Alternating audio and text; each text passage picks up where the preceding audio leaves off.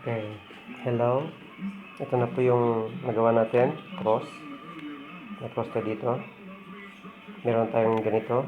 Okay, white, white, line, and blue. Red, red, and blue. Eh. Oh, line, line, and blue. Okay, orange. Ito yung importante. Ito. At saka ito yung cross. Ngayon, ang gawin natin, i-align yung dito.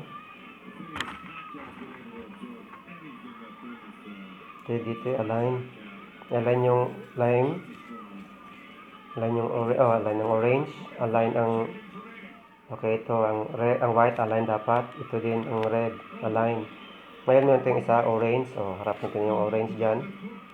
Okay, move forward. Ito ipaikot sa harapan. Backward. Ikot ang sabab.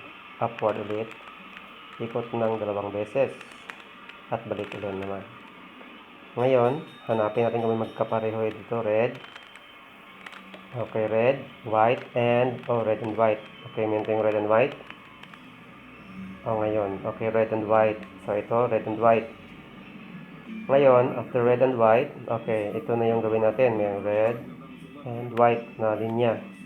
Ito, hindi ito magkapareha, no? Ito rin hindi magkapareha. So, ito yung red and white. So, dapat L. Dito yung white sa likod. Ito yung red sa gilid. Okay? Move forward. Ito, move forward.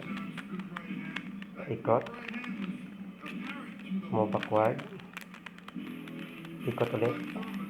Move forward. Okay. Ikot ng 2 beses. Backward. Okay. Tapos, iikot ito.